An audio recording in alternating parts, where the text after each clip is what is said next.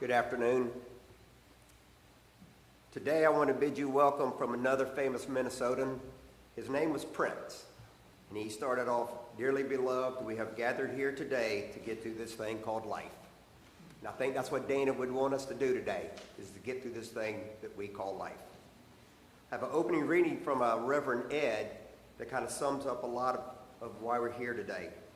And he says, anytime Jesus begins a statement with the words, "I am," we can be certain he is speaking as the Christ, the spiritual beingness that is the truth of who he is and who we are. Here, he is describing how infinite, eternal, and omnipresent the Christ is. We are spiritually one with all creation. There is nothing that is not God, which means there is no part of us that is not God. It is from the Christ we all are that all came forth. January 28th, 1941, Minneapolis, Minnesota. Dana Elizabeth McCaffrey, she was born and she changed all of our worlds. Dana's the daughter of the late Maurice McCaffrey and Elizabeth Downing McCaffrey. She's survived by her siblings, Kevin McCaffrey, David McCaffrey, Maureen, also known as Renee McCaffrey. She's also survived by her children and her grandchildren. Tracy Babbitts, her husband Tim of Wayzata, Minnesota, their children Jamie and Charlie. Rob Savoy of Costa Rica and his son Anthony. Holly Savoy Christie and her loving partner Thomas of Charleston and her children Sky and Luke. It was during the winter of 2019 Dana moved to be nearer to the warmth and light of sunny Charleston and to leave the brutal winters of Minnesota behind. I think we can all tell we'd rather have this weather than a Minnesota weather at any time, to be honest with you. At this time, I'd like to ask Rob to come up and read an excerpt from one of Dana's favorite books. Dana had a fear of death, and this book gave her reassurance to let her go. So, Rob?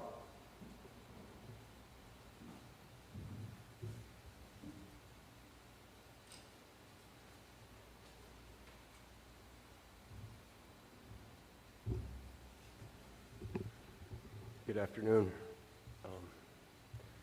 Thank you for inviting me and welcoming me to a wonderful place, Charleston. Frankly, this is kind of a surprise. I wasn't planning on doing anything. So I think in the honor of Dana, I'm going to do what she always asks me to do, and that will shut up and listen. I'm going to let my son have the honors of making the reading. Up, Anthony.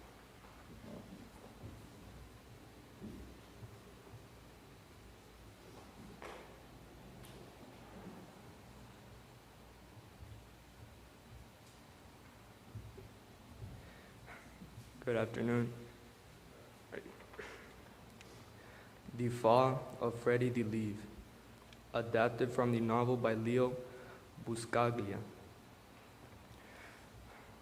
Freddie DeLeve was born on a branch of a tall tree along with hundreds of other leaves.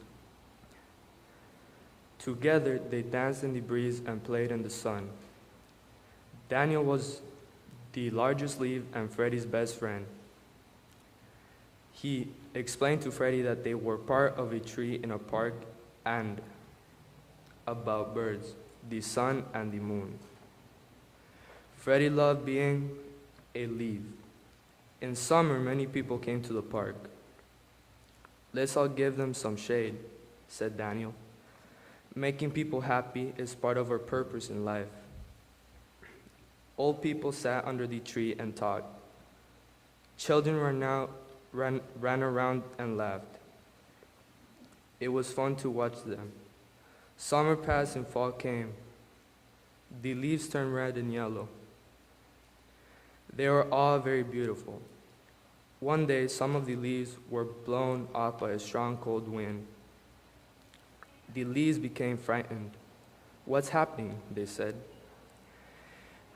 It's the time for leaves to change their home, Daniel said. Some people call it dying. Will we all die? Freddie asked. Yes, Daniel answered. Everything dies. I won't die, said Freddie. But his friends started to fall one after another. Soon the tree was almost bare.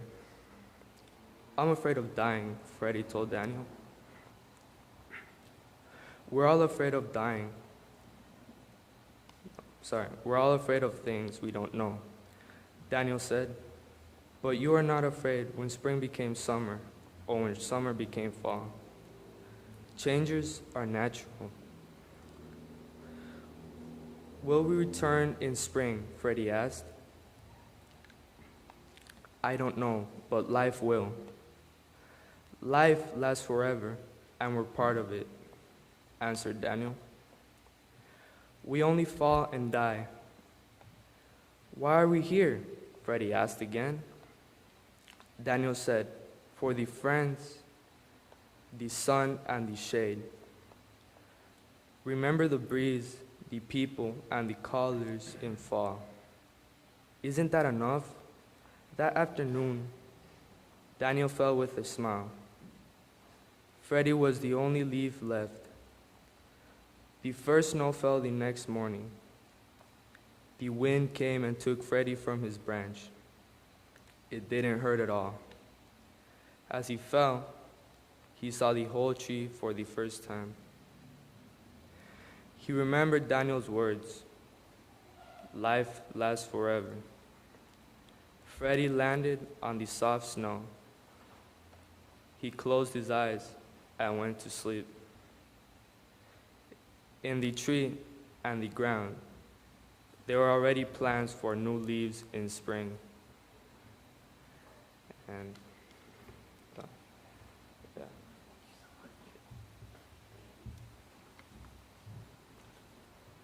You know, that story's about a leaf, and I shouldn't get choked up, but I can't help it. Thank you so much, Anthony.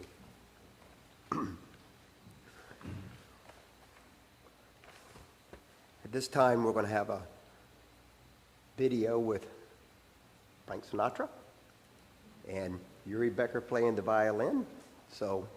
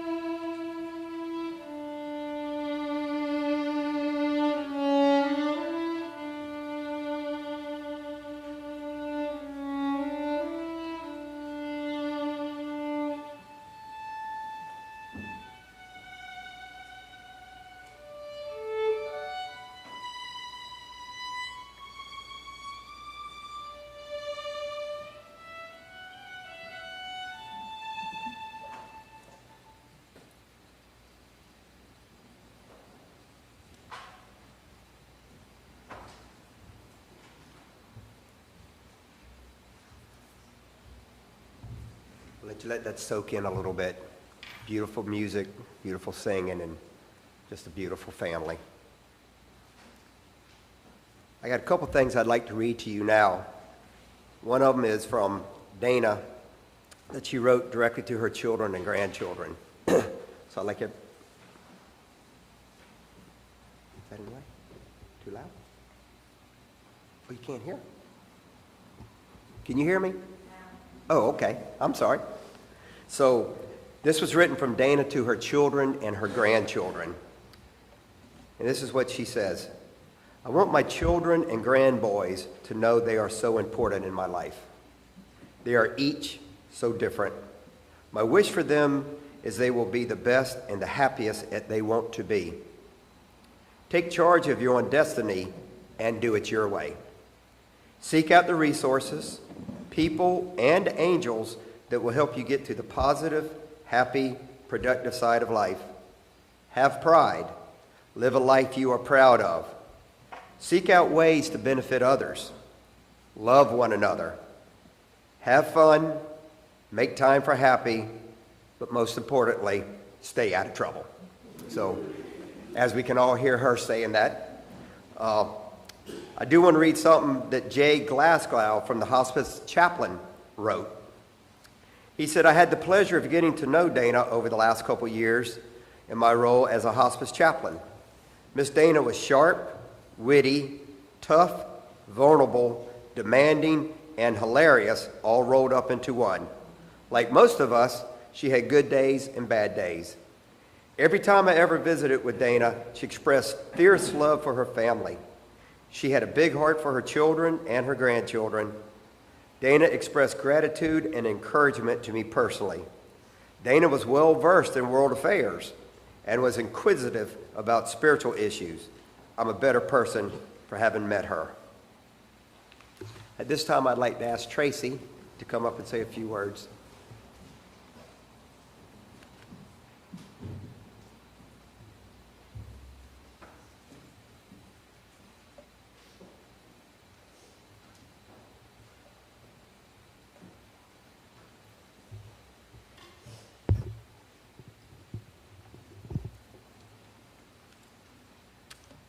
Can you hear me all right?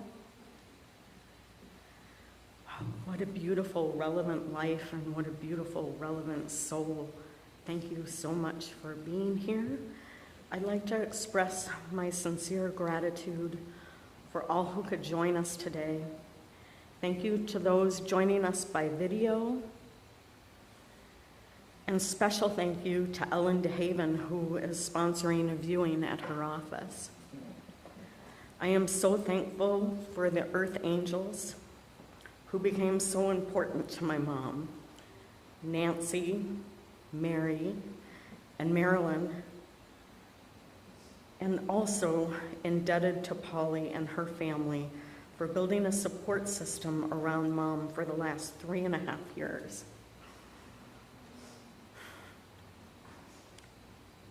Beholden to my mom for living a life on her terms. I'm sure she's here with us today. Most of you know that Dana Elm Wells was a multifaceted woman.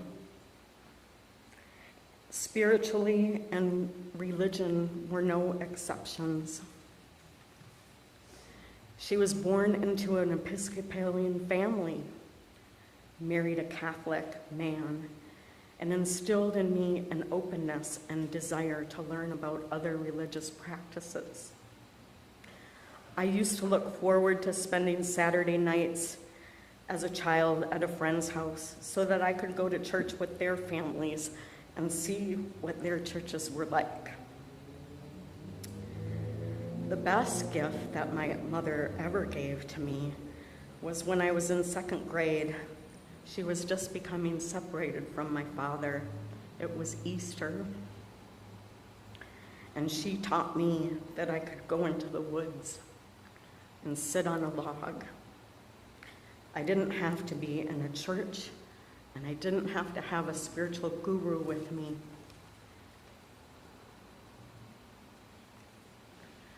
To show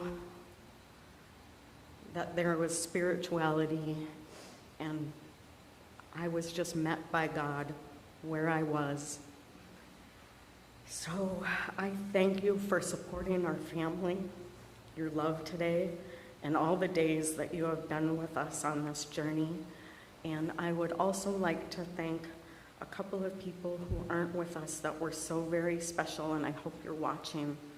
Ronnie Prado, Lance Prado, Wendy Wells, and all of the people who made her life so special and relevant. I give you my sincere gratitude. Thank you.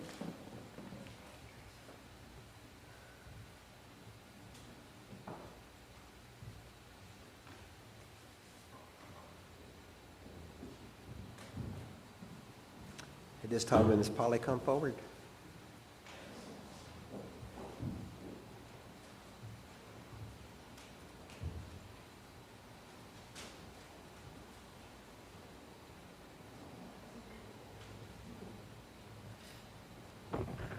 Hi.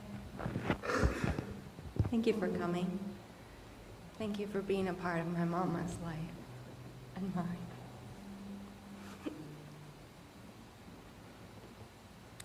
So this song that they're going to play for you, just a little bit louder so you can hear it, is a beautiful chant. And as my sister mentioned, my mom let us explore all religions, all faiths. She gave us that opening to heart. She taught us that travel was the best form of education, and to open our hearts to all beings, no matter color, religion. And she took us around the world. And this song was playing when she took her last 2 breaths. They were very peaceful. She had a hard journey these last few years. There was some suffering. There were many days where she didn't want to be here anymore. Like for 5 years. Right, Mary? And she found the strength to carry on for us, for the sake of this family. And she taught us that it's not about one religion. She was brought up in an Episcopalian church, and she married my father, who was a Catholic. But then she was excommunicated from the church when they got divorced. And then there was an issue with the Episcopalian church when she and my stepfather got divorced. So she really just went straight to the light. So I wanted to share the Gospel of Thomas 77, where he says, "I am the light that is over all things. I am all. From me all came forth, and to me all attained. Split a piece of wood, and I am there. Lift up the stone, and you will find me there."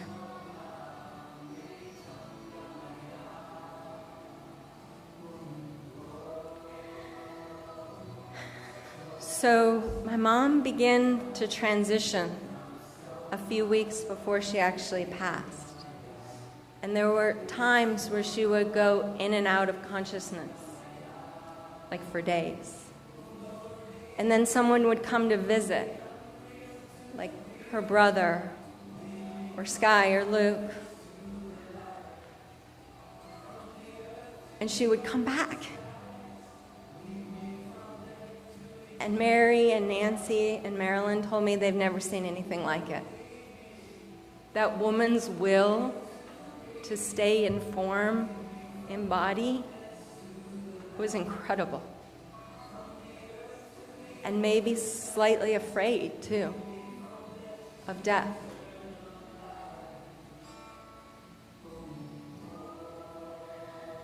So she taught us to go to the light. She taught us to travel light, to live light,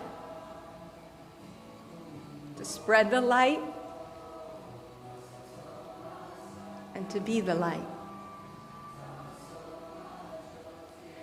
So in her last 36 hours of life, we set up an altar in her room filled with flowers and candles and incense and this type of music. And we got rid of the potty chair and the walker and the oxygen tanks that were everywhere and the diapers and all the stuff. And we set up a really sacred space filled with unconditional love and acceptance. And we lit candles. I went on Friday morning, quickly, to relieve my sister who had been there all night. And I grabbed a couple of candles, a speaker, some incense, a lighter, a water bottle, and a tea. And this is the candle I grabbed. And we lit it, and Kim and Tricia came, and we lit candles and sang to her. Thank you.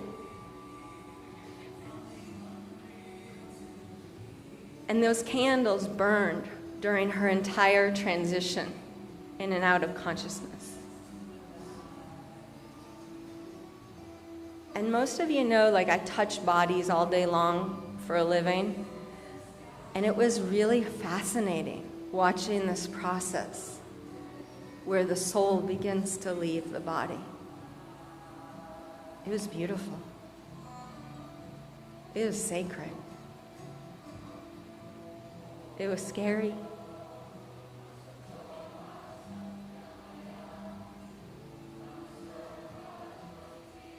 And it took a while.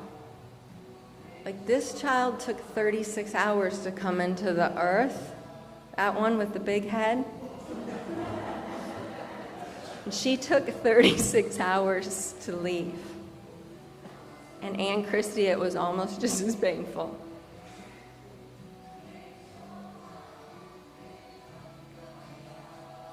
And this beautiful boy here.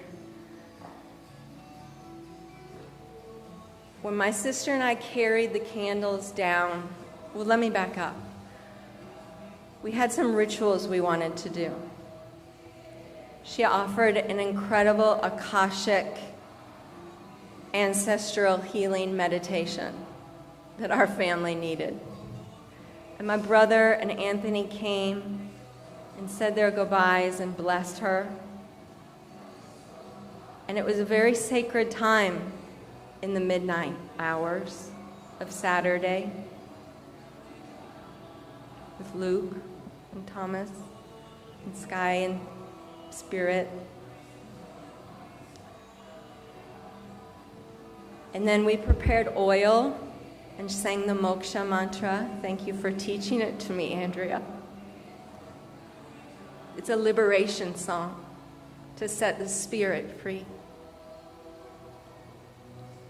And we made it with thieves' oil so that no dark spirits would come.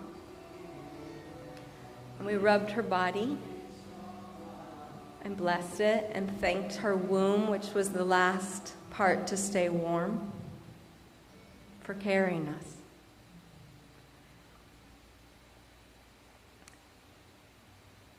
And then we dressed her in the outfit that she picked. And she looked like a little doll. She was tiny. And then it felt really weird to leave her in a bed in Indigo Hall, where she struggled even ever wanting to be. But she came to love it there, and she loved the staff.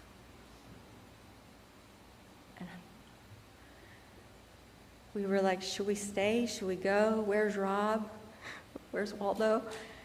So we decided to leave because it was like 4 a.m. and the man needed to go home, right? He's waiting to transition our body. So Tracy took this candle, and I took a tall turquoise one, and we walked past the stretcher, which was very strange. And we walked downstairs, and I didn't want to wait outside because I didn't want the candlelight to blow out. Because in the Eastern traditions, that light represents the soul. And I wanted to keep it going until it let out naturally. So we were protecting the candlelight, and we walked down, and Rob was taking care of his son Anthony and being a great dad and taking him home to sleep. And he's from Costa Rica, so he got lost coming back. And I'm like, where is he? So I called Luke. I'm like, please come get me. And Tracy and I walked out to the car with the candles. And this candle, on the front of it, was doing this as my mom's body was being transported.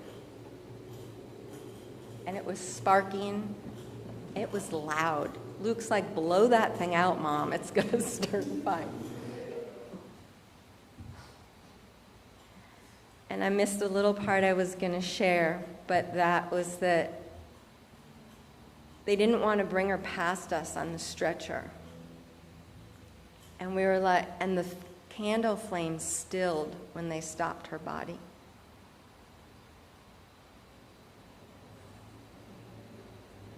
And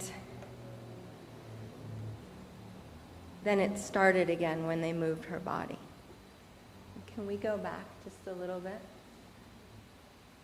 So the first video is when we're moving in the car. And then we bring the candles, I bring the candles into the altar in my room. And that's the second video you're about to see. And it was so loud that I kept going back in the room. And I wasn't like sitting there in meditation. I was cleaning a litter box. My cat had been alone for 3 days. And this candle kept sparking and hissing like that until he came home.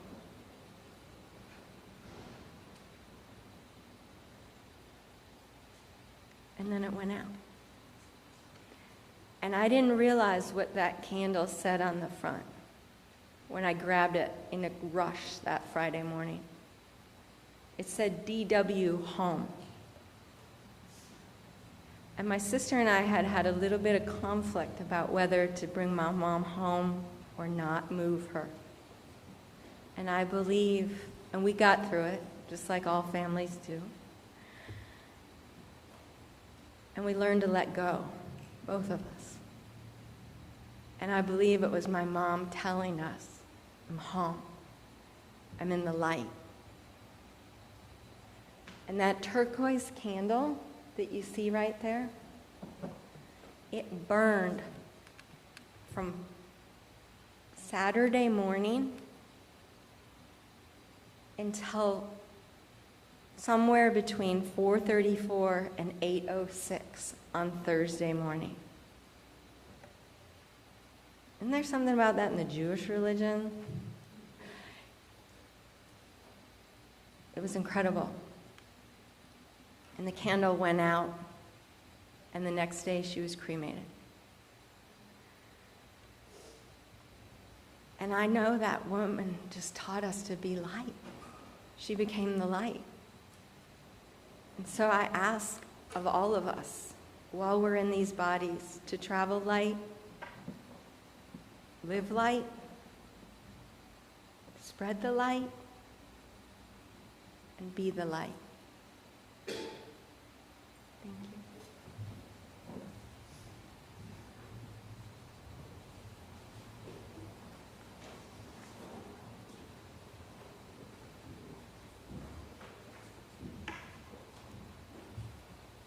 At this time, I'm going to ask that Sky and Luke and Anthony please come forward and honor Sweet Cakes, as she liked to be called, by placing a white rose on her altar, signifying your ancestral lineage.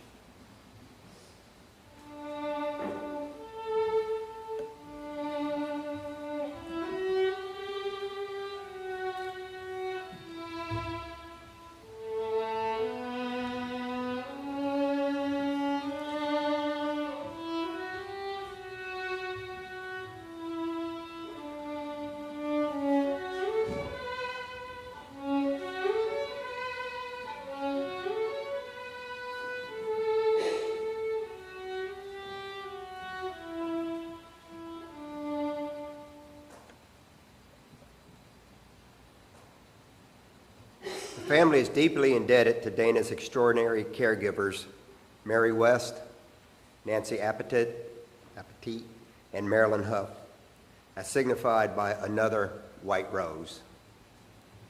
Boys, want to come up and bring up one more white rose, please?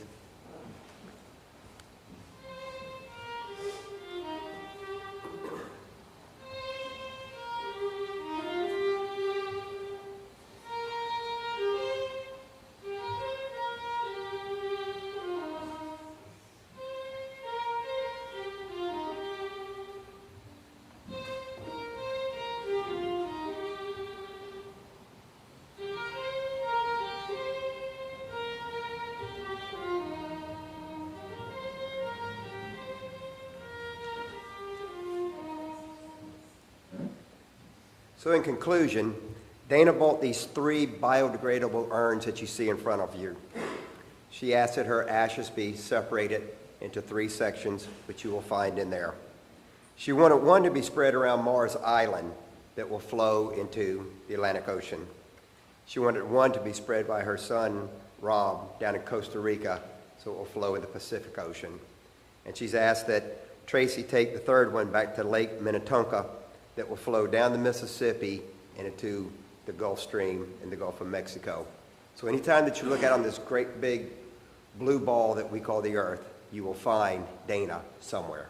She is out there, I will promise you. Also, if you see a white butterfly, which you see everywhere, you can be rest assured you're seeing Dana. Finally, the family would like to give a final thank you to Yuri Becker for the beautiful violin music that we have enjoyed today. It's unbelievable. Many of you know Yuri as the critically acclaimed violinist, conductor, and mainstay of the Charleston Symphony Orchestra. I'd also like to give thanks to Brett McKee for the delicious food that he so graciously donated tonight. So at this time, the family would like to invite everyone to have a hooter. Sweet Cakes, as Dana is affectionately known, refer to hooter as a drink. So we all learned something tonight. So with that, thank you all very, very much.